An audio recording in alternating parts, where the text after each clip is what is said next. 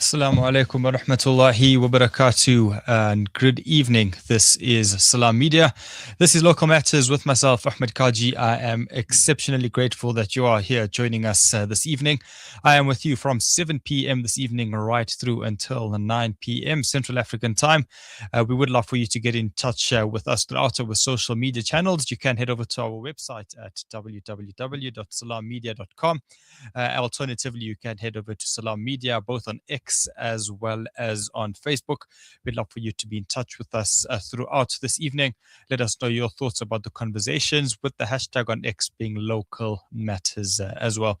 As you know, this show is all about local matters, the local government elections, which is taking place on the 4th of November 2026.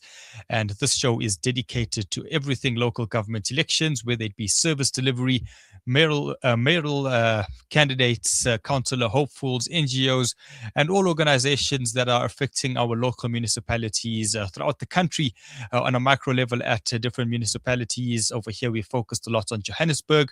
We will be moving across to different cities across the country as we head over to the 4th of November 2026. But this is what the show is all about, helping you get a better understanding of what's happening in your municipality. So come election day, you will be able to put an X next to the correct political party as well, or at least allow you to make an informed decision as well. We have a packed show for you this evening, as we normally do, between 7 and 9 p.m. Central African time. In just a few moments' time, we'll be touching base with our political reporter from the Salaamedia news team, Zahid Jadwat. He's online and standing by. He will be joining us in just a few moments' time, taking us through some of the big stories, which he has identified over the last few days of last week and heading into the last 24 to 48 hours as well. Around 7:15, we'll be joined by Terence Corrigan. He is the Project and Publications Manager at the Institute of Race Relations. We'll be speaking about what municipalities are looking like when it comes through to not just service delivery, but what economical aspects and economic growth we can see within municipalities, and whether that can be a catalyst for growth, not just for the micro economy within the municipality, within the community, and within the cities, but also from a macro level, and exactly what employment conditions that could work with as well, and just the overall economic aspects with regards to local municipalities. We'll be speaking to Terence at about 7:15 this evening. That'll be our half an hour long-term conversation, a big conversation for the first hour of the show. And then just towards the top of the hour, heading into 8 o'clock, we will be speaking to William Bird, the director of Moxie Africa, formerly known as Media Monitoring Africa. We'll be speaking all about digital literacy, how to spot fake news, how to spot deep fakes, misinformation, disinformation, fake news. This is something that's massive when it comes through to local government elections, how to spot whether information is verified on social media. There's lots of messages which will be forwarded on WhatsApp, shared on X, shared on Facebook, where there'd be reels through Instagram or even TikTok videos as well. These are the kind of content which we will be seeing across all our platforms going through into local government elections. And it's important to kind of just identify what information is going on, what's verifiable, and what we should be looking at with a magnifying glass as well. We'll be speaking to William Bard at around 10 minutes to 8 p.m. Central African time. We've then also been speaking to, between 8:10 and 8:30, the SALGA Chief Officer for Intergovernmental Relations and Municipal Resilience, Mr. Lance Joel. That's with regards to coalition governance ahead of the 2026 local government elections.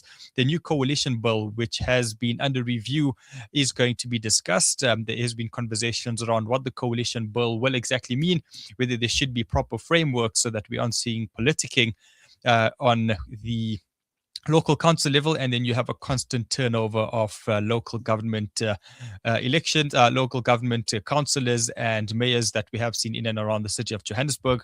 We'll be speaking to Lance Joel a bit later on. We'll then be, when it comes to mayoral candidates, we'll be speaking to Lukona Mguni. He is the mayoral candidate for Johannesburg from Rise Mzansi. We'll be finding out exactly what his ideas are for the city of Johannesburg, and then looking at what vulnerable youth are, the challenges that vulnerable youth are facing in the city of Johannesburg.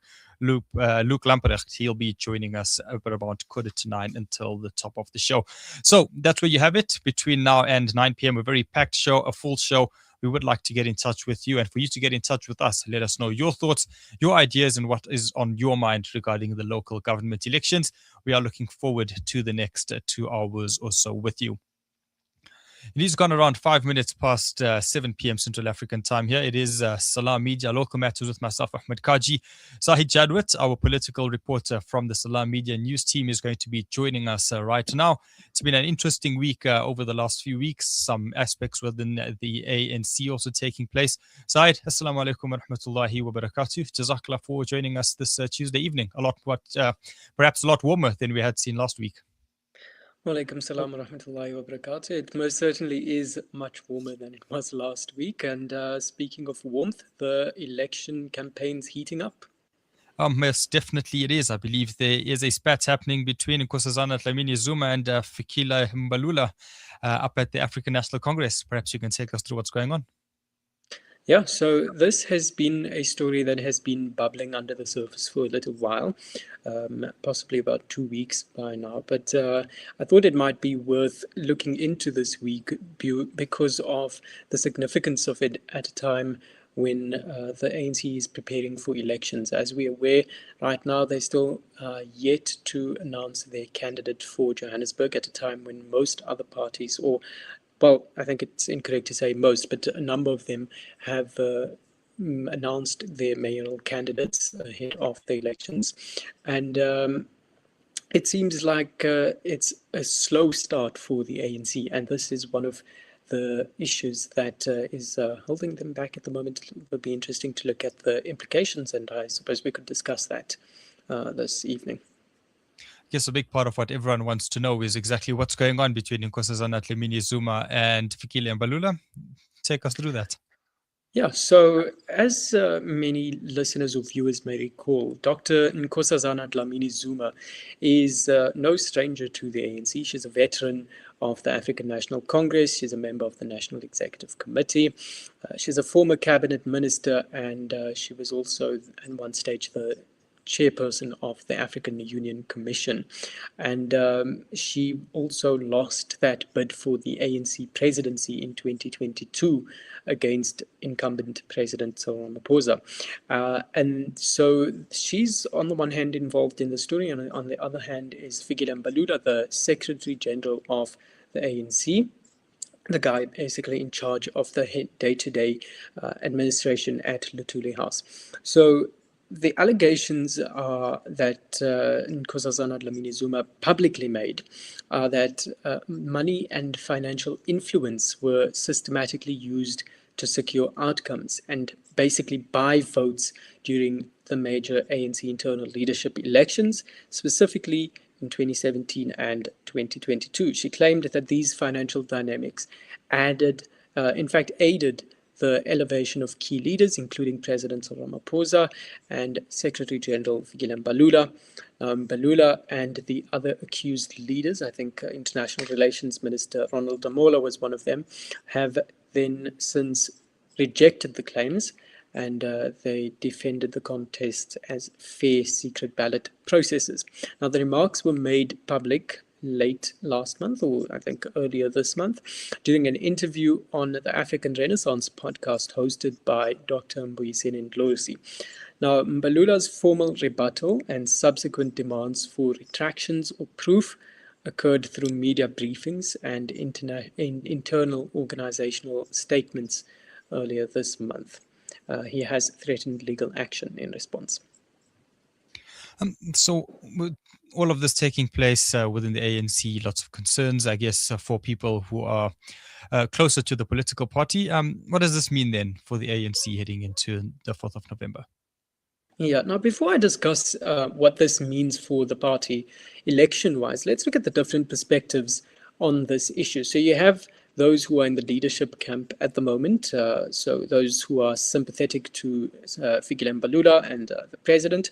They maintain that airing grievances externally is against the organizational culture of the ANC. So they reject it on that basis, and they say that the allegations are unsubstantiated sour grapes that are designed and intended to destabilize the leadership ahead of the elections. And then also, remember, the ANC's next national conference coming up next year.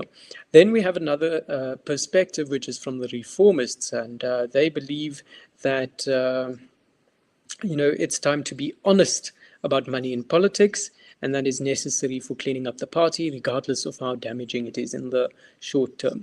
Then we have the opposition parties and basically all of the opponents of the ANC that see this as proof of a decaying organization that is incapable of reform, and they believe that it validates their claims that factionalism really is larger than any service delivery concerns within the ANC.